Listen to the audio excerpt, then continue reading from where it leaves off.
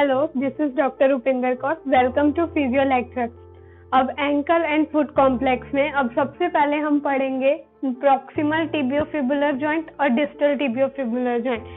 अब एंकल और foot complex अभी तक आपने उसका इंट्रोडक्शन पार्ट ना देखा हो तो उस वीडियो का जो लिंक है वो डिस्क्रिप्शन में दिया होगा और ऊपर आई बटन भी आ रहा होगा, तो आप वहां पे क्लिक करके देख सकते हो।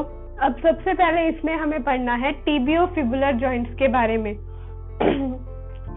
अब टिबियोफिबुलर जॉइंट नाम से पता चलता है टिबिया और फिबुला के बीच में बनता है। एक प्रॉक्सिमली होता है और दूसरा डिस्टली होता है।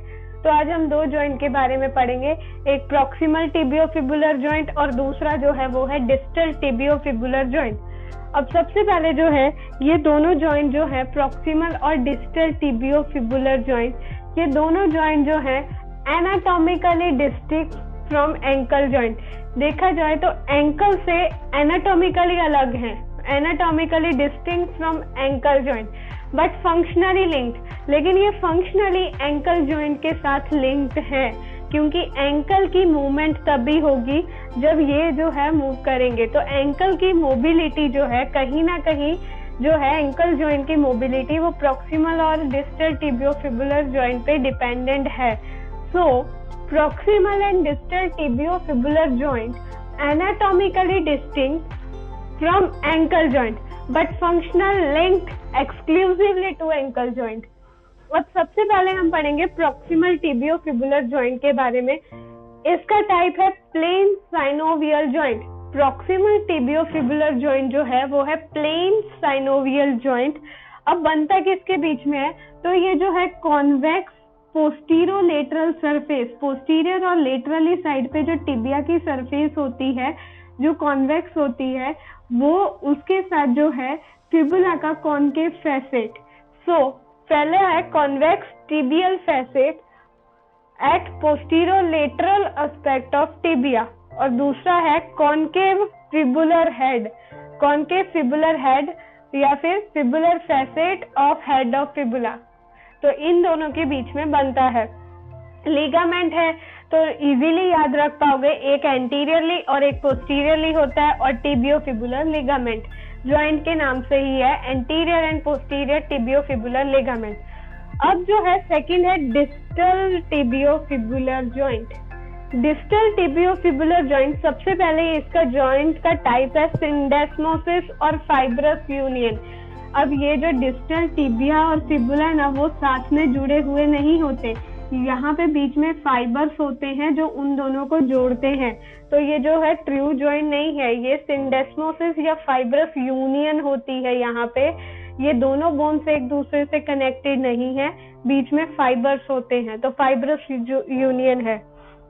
आर्टिकुलर सरफेसेस इनकी है, सबसे पहले यहाँ पे कॉन्केव टिबियल फैसेट या concave facet of tibia and convex facet of fibula. These two actually does not come in contact but are separated by fibroadipose tissue.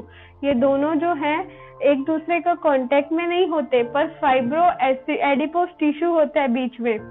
Ligament तो इसमें भी एंटीरियर और पोस्टीरियर जो है टिबियोफिबुलर लिगामेंट है और उसके अलावा यहाँ पे बीच में जो है इंट्रोशियस मेम्ब्रेन होती है। अब लिगामेंट के बाद है वेट बेयरिंग।